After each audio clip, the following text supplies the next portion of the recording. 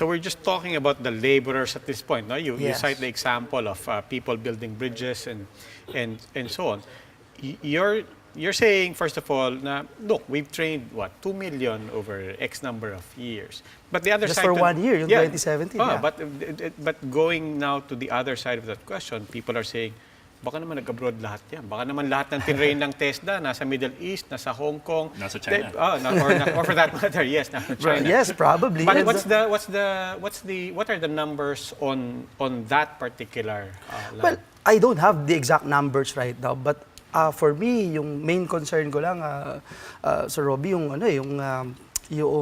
pag nakakita ka ng isang welder na banyaga at nakakita ka ng isang Filipino welder na walang trabaho, alam mo na may problema. Yes. That's the only thing that I'm And concerned both about. sides of that because- picture you have seen. Yes, Both sides. You have definitely. seen the Chinese workers here, and you have seen their counterpart Filipinos with the same skill set also here unemployed. Definitely, just to give you some data, 30 Chinese nationals were arrested in illegal operations in Parañaque City.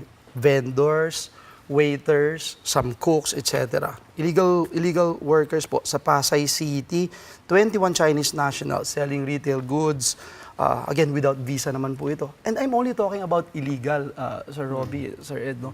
Ma'am Ami. I'm not even talking about those who came here as tourists and then immediately, I would say immediately because they have some sort of expedite lane, and I will explain later what it is. They become legal workers here in the country. My only point is that hindi naman po pwedeng yung sariling kababayan natin ang nananakawan ng trabaho sa sarili nating bayan. That's all I'm saying here. With other issues like yung illegal influx, nandyan yung PNP, nandyan ang NBI. NBI just gave me recently a substantial report on illegal foreign workers na on their own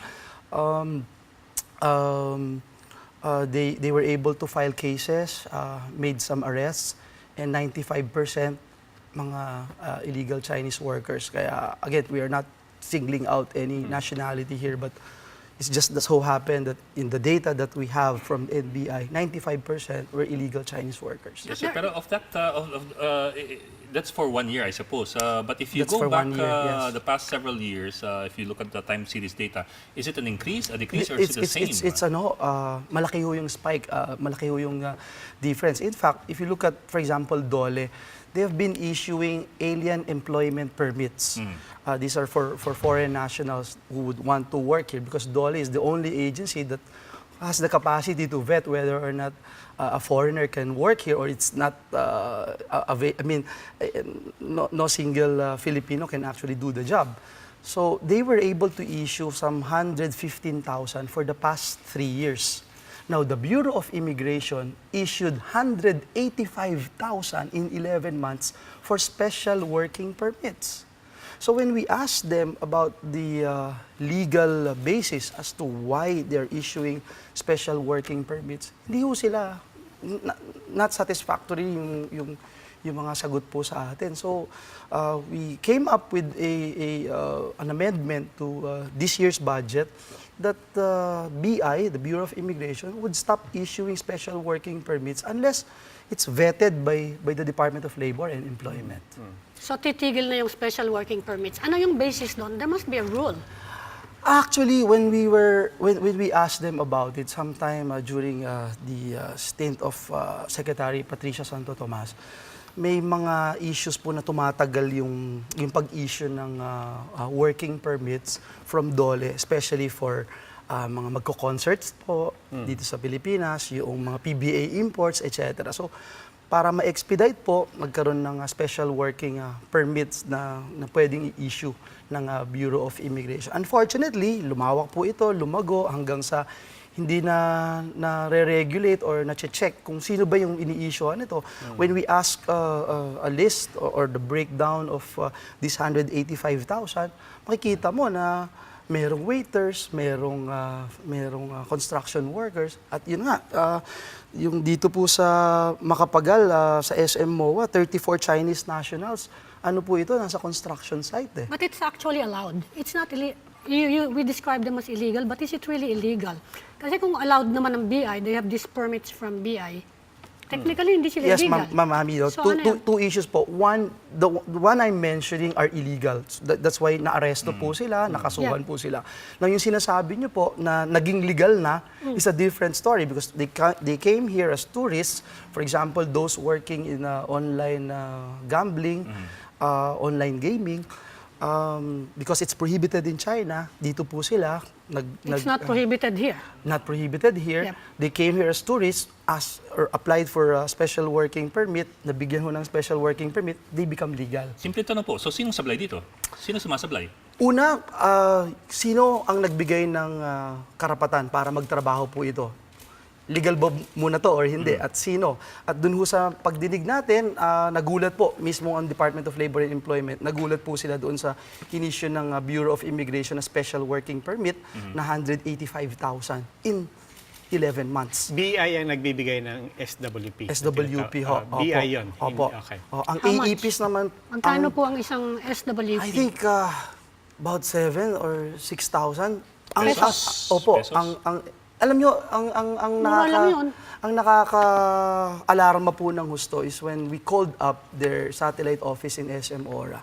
And they were saying, I was asking ho kung how long it's gonna take, no, yung to process yung special working permits. So, according to them, less than a week, but you just need to submit all these documents, etc. And then before we ended the conversation, yung sa ating opisina, sabi ho, meron pong expedite lane dyan na 5,000 pesos extra, but you will get it the same day. 11,000. 11,000. For 11,000, same-day processing. Kaya lang po, wala hong resibo yung 5,000. So alam na po natin, no? Hashtag alam na. Eh, paano natin nalaman yung 5,000 kung walang resibo? Ay, yun nga po, alam na po kung saan napupunta. Sa bulsa po yun, sigurado. At I was asking them, yung 185,000 SWPs, you multiplied by 5,000, it's close to 1 billion pesos. Sen, I'm just curious for that information to be volunteered. When you called the satellite office, did you say that you were from the office of No, Senator? no, definitely So not. No, we were asking the process. Actually, we're interested about So the huli process. talaga? Because Naka-tape ba siya? the only purpose, ma'am, is that we wanted to find out if they have the process of vetting or they have the capacity to vet that this particular job cannot be performed by any Filipinos. That's all I'm looking for.